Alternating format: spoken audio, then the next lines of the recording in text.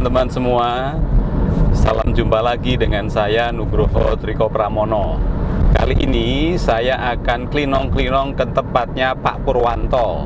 Nah, Pak Purwanto itu adalah rekan kerja saya yang beberapa waktu lalu pensiun. Nah, setelah itu dia giat mengelola pasar, namanya Pasar Bambu Kuning. Nah, seperti apa kegiatannya? Ayo ikuti klinong-klinong saya berikut ini.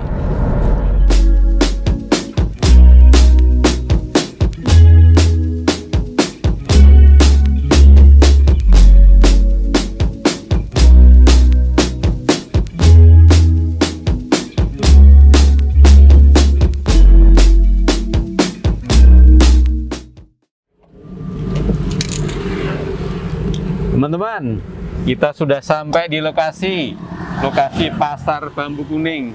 Kita cari Pak Pur lagi di mana dia.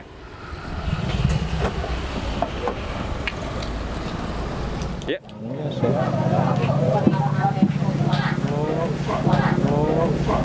Wih, Pak Pur. Wih, sugeng enjang. Kados pundi kabaripun? Apa kabar, Pak Pur? Baik, sehat. Jadi sekarang kegiatannya di pasar ya? Nah, ya ini. Wah, ini mau botok. Wah, Pasar Bambu Kuning. Ini mau pepes. Nah. Iya. Kamu Pak Nara. Nah, ini sebelum masuk. Oh iya. Ini Wah, standar luar protokol. biasa ini. Protokol kesehatan. Teman-teman semua, saya akan ngobrol-ngobrol, bincang-bincang dengan Pak Purwanto. Nah, Pak Purwanto, sebelum kita bincang-bincang, ada baiknya Pak Purwanto memperkenalkan diri kepada teman-teman semua. Buat yang sudah kenal sebagai temu kangen. Nah, tapi bagi yang belum kenal, monggo silakan Pak Purwanto. Iya. Baik.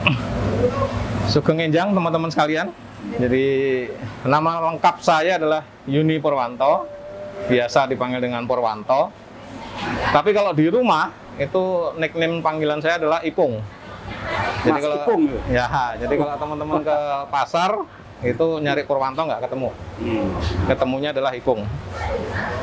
Ya, jadi 21 tahun kurang lebih saya bekerja di suatu finance company di bagian operasional, dan bulan Juni kemarin secara official resmi pensiun dari company tersebut.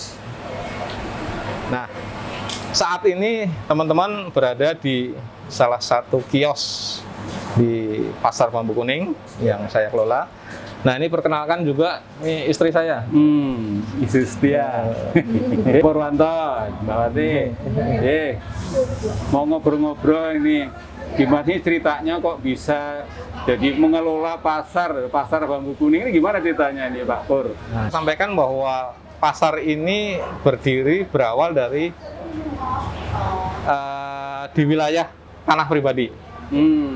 Jadi ada rumah di sebelah, itu ada tanah kosong, itu kurang lebih seluas 400 meter. Nah, berawal dari situ, 2, 3, 4, 5 orang pedagang berkumpul, kemudian mulai bertambah. Sampai awalnya itu pasar 2-3 orang jualan apa itu Pak Pur? Ya itu sayuran, jualan ikan, karena dekat dengan ini kan, dekat dengan pelabuhan, dengan Ancol. Dekat pelabuhan. Teman-teman ini lokasinya di daerah Sunter, Tanjung Priok ya Pak Pur ya? Ya. Jadi dekat ke pelabuhan, pasar ikan, jadi jual sayuran dan ikan. Jual ikan. Ya. Terus gimana? Awal-awal gitu. Jadi berkembang hingga sampai saat ini ya hampir semua bahan, bahkan sampai dengan perhiasan, toko emas juga ada. Jadi toko emas itu ada berapa? Ada 4 toko emas. Ada 4 toko emas.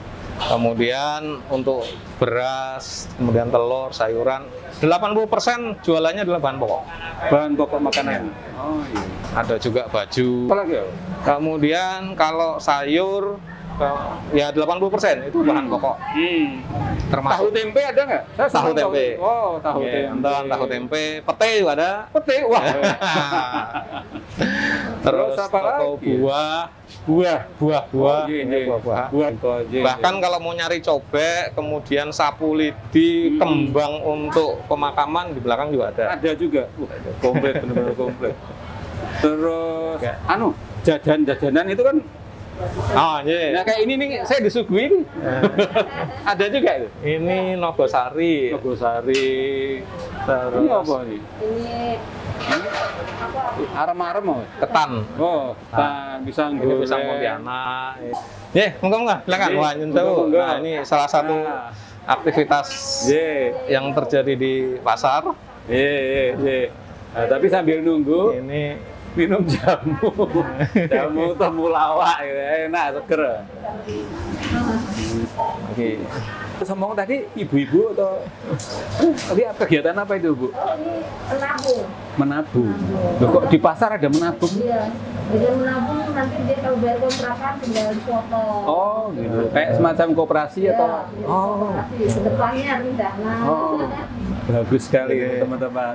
J, tadi ngomong sampai apa? Jajan pasar, bakso, mie ayam, ada ya? Mie ayam komplit, soto, Soto ada. ayam, terus apa namanya? Dari yang halal sampai yang non halal juga ada. Ada. Jakarta Mini lah di Iya, pasar iya, ini. iya. Semua besar, semua. Pedagangnya dari mana? Kok bisa ngumpulin pedagang tuh banyak? Ada berapa banyak ya pedagangnya? Jadi kalau total pedagang itu hampir kurang lebih 200. 200. Itu dalam yang ada di dalam pengelolaan. Tapi pengembangannya hari ini itu sampai 300 pedagang. Tapi di bawah pengelolaan Pak Purwanto. Pengelolaan pasar. Oh iya iya. Di Tegal. Kemudian, nah yang menarik adalah masyarakat di sekitar pasar yang tadinya berawal dari tanah pribadi, yang ada di depannya, di sampingnya, itu mereka buka-buka apa ya, kios, buka toko. Jadi ya ikut membantu inilah kehidupan perekonomian mereka. Betul. Jadi 90% lebih itu ekonomi Indonesia didukung oleh UMKM Pak Pur ya. Betul. Bukan kegiatannya Pak Pur ini mulia sekali. Jadi bagaimana mengelola, mengembangkan, mewadahi, memfasilitasi UMKM. UMKM. Gitu Bu ya. Iya. Nah, ini yang menarik tadi nyambung dengan yang cerita nabung tadi. Iya. UMKM itu di pasar kelemahan mereka sering terjerat dengan rentenir. Gitu. Nah, dari sekian puluh tahun, kurang lebih 20 tahun lah ini. Iya. Jadi istri saya itu terbeban untuk membantu. Jadi kita semua merasa kasihan. Mereka kerja hari-hari, tapi hanya untuk membayar bunga hutang. Nah, sehingga ya sudah. Istri saya mencoba untuk istilahnya menerima titipan. Rencananya waktu di finance company saya juga kebetulan aktif di koperasi kan. Nah, ini Cocok. nah ini coba nanti saya akan kembangkan menjadi koperasi apa ya, koperasi pasar Bambu Kuning. Koperasi. Nah Pak Pur, bisa cerita ke teman-teman nih, bagaimana dinamika mengelola pasar tradisional atau pasar basah tapi bersih loh. Nah ini dinamikanya gimana? Lebih-lebih dalam situasi pandemi nih Pak Pur, gimana Pak Pur? Jadi situasi pandemi berawal dari bulan Maret April ya. Itu yang pertama ketentuan mengenai operasional pasar pada saat pandemi. Nah ini yang harus kita pahami. Jadi 3M itu, pakai masker, cuci tangan, jaga jarak. Nah, 3M teman-teman, jangan 3M. lupa ya. Jadi, Pasar 3M ini menjadi kunci untuk protokol kesehatan. Jadi wajib pakai masker, yang kedua cuci tangan, yang ketiga adalah menjaga jarak. Jadi masker, jadi saya kalau pagi berapa kali istilahnya sidak kontrol, keliling ke pasar, kemudian mengingatkan ke pedagang pasar masker. Sebelum berangkat, bayangan saya itu pasar basah, becek, kotor. Tapi tadi bersih, hebat sekali ya. Itu tipsnya gimana nih, kebersihan? Ya itu. Jadi yang pertama itu tadi nyambung dengan yang cerita tadi kan. Setelah pasar dibersihkan, kemudian kita fogging. Oke. Ini juga kerjasama dengan Puskesmas Tanjung Priok. Fogging. Nah, Jadi maksud saya bersihnya hanya pas pandemi aja dong, enggak. sebelum-sebelumnya. Jadi setelah 3 hari ini kita lakukan bersih, kemudian pedagang pada saat hari keempat buka itu kita sosialisasi lagi. Ini pasar suasananya sudah bersih, gitu kan. Nah, gimana ke depannya? Jadi kunci dari protokol kesehatan dan kebersihan adalah disiplin dan konsisten. Disiplin 3M, konsisten kontrolnya, konsisten untuk pelaksanaannya. Jadi memang hikmah di balik pandemi ini, jadi pasar jadi lebih bersih gitu Pak? Iya, pasar. Terus apa lagi nih? Apa dinamika mengelola tadi 3M, kebersihan, terus apa lagi? Ya. Nah, yang menarik adalah yaitu tadi bahwa ketika para pedagang itu dilibatkan, artinya ketika kita memberi tadi mengenai kedisiplinan, kebersihan, itu rasa memiliki sense of belonging dari para pedagang terhadap pasar. Jadi mereka datang tidak hanya berdagang, tapi mereka datang merasa bahwa ini adalah tempat saya hidup. Nah, menumbuhkan itu sehingga mereka kalau selesai berdagang ya beres-beres, rapiin, kemudian sampah tidak di bertebaran tapi dikumpulkan. Terus masalah keamanan gimana ya Pak? Pasar gede ini gitu. Pasar keamanan dari orang luar, terus ketertiban perdagangan sendiri gimana nih mengelolanya nih? Nah, itu tadi karena semua pedagang merasa ini adalah pasar tempat mereka hidup, sehingga mereka juga saling menjaga. Jadi saya tidak terlalu khawatir dengan masalah keamanan, karena begitu ada yang aneh-aneh, itu pedagang mereka kompak. Nah, dari kami, ini kan ngurusi orang ini capek Pak. Kuncinya hati Pak. Gimana itu Pak? Jadi ya kalau kita merasa melakukannya dengan sukarela, dengan dengan ketulusan, itu orang lain juga merasakan kok. Jadi mereka juga merasa, iya ya, ini pengelola pasar ini tidak semata-mata nyari duit, tidak semata-mata nyari untung, tapi ya mengelola bagaimana bersama-sama untuk ayo kita hidup di sini. Nah, jadi mengelola orang itu ya bukan untuk kepentingan kita, untuk kepentingan mereka semua. Betul. Ya? Itu kuncinya Kak Bor ya. Kuncinya di situ. Jadi kalau tujuannya sama ya hasilnya akan lebih bagus itu Pak Bor ya. Betul. Teman-teman, tadi Pak Pur sudah cerita dinamika mengelola pasar.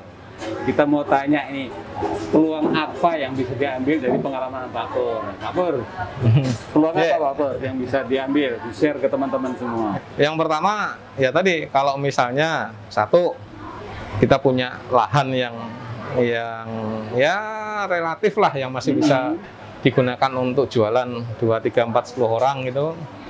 Bisa juga kok peluang untuk membuka kayak semacam pasar tradisional. Oke. Seperti ini. Kalau kita punya lahan, bisa lahannya kecil tuh bisa buka. Masih memungkinkan. Iya. Yang penting adalah pasar tradisional. Pasar tradisional. Gimana itu? Jadi yang penting adalah koordinasi dengan lingkungan. Kemudian yang kedua adalah koordinasi dengan penguasa atau pemerintahan setempat. Ya, itu kunci utamanya di situ. Oke, pertama peluangnya membuka pasar tradisional sendiri. Bisa. Terus apa lagi Pak Bor? Sewa lapak. Kemudian boleh nggak? Nah, kalau misalnya teman-teman nggak punya lahan, kemudian mau sewa gitu kan ada sewa lapak. Sewa lapak nih sebagai contoh nih, yang di depan atau di pinggir kios ini, itu kan mereka cuma sewa 2 kali 3 meter, 2 kali 2 meter gitu kan.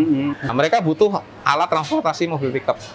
Ada peluang juga ya. Nah, itu kalau kita ada investasi di situ, beli mobil pickupnya, itu kerjanya paling cuma dari jam 2 siang sampai jam 5 sore. Jadi menyediakan angkutan transportasi barang-barang belanjaannya itu Pak? Iya. Oke. Itu juga peluang bisnis. Di samping kalau kita mau jualan lapaknya itu sendiri. Oke. Terus kalau saya lewat ya, banyak rumah-rumah itu sekarang dialih fungsikan buat warung, warung sayur dan sebagainya, kayak minimarket tapi tradisional itu. Bisa juga tuh.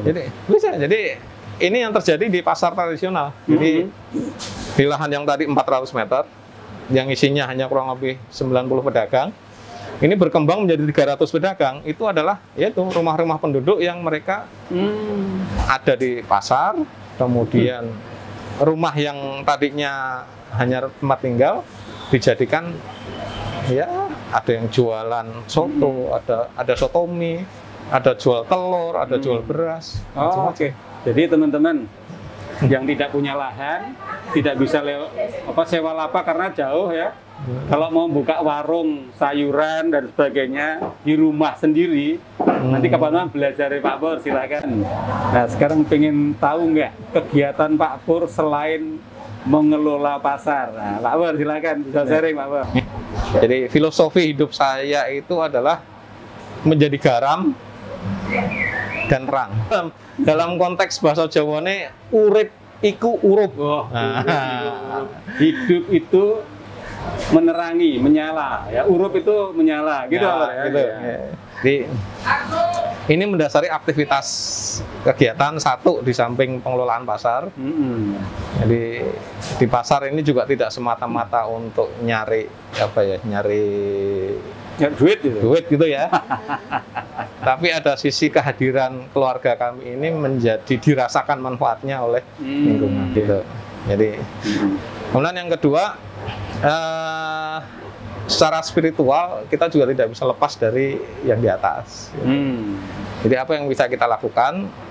Kebetulan saya bergereja di Gereja Kristen Jawa Tanjung Priok. Dan di gereja kebetulan kemarin pemilihan majelis, ya sekarang aktif di Manatua Majelisan. Terus tadi saya lihat di rumah kayaknya buat tempat ibadah juga Pak Pur ya?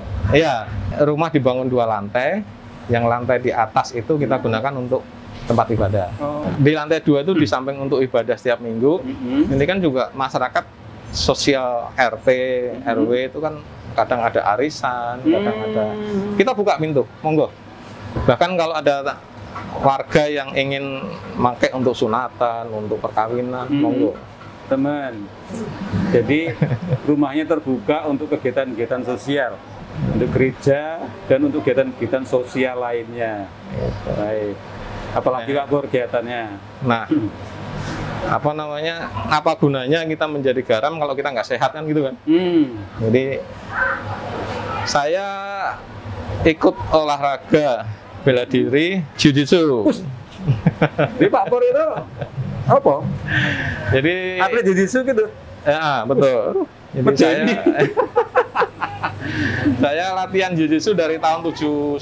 Jadi sekarang udah SMP. ban apa? Ya kemarin ngambil dan 3. Baik teman-teman, itu kegiatan di luar mengelola pasar. Ya, jadi kehidupan itu harus balance teman-teman ya. Dapur mesti ngebul, ada kegiatan ekonomi, gitu. Harus tetap sehat, kegiatan olahraga, gitu. Harus mendekatkan diri pada Tuhan, kegiatan spiritual. Gitu Pak Pur ya. Pak Pur, terima kasih untuk sharing, untuk bincang-bincangnya hari ini. Pak Pur, terima kasih. Mudah-mudahan sharingnya akan berguna buat teman-teman semua. Amin. Teman-teman, demikian bincang-bincang saya dengan Pak Pur, dengan Bu Pur. Mudah-mudahan bermanfaat buat teman-teman semua. Nah, teman-teman yang sudah pensiun atau akan pensiun, bisa mengambil pelajaran contoh-contoh usaha seperti yang disaringkan Pak Pur. Demikian teman-teman, sampai ketemu di acara klinong-klinong saya berikutnya. Bye.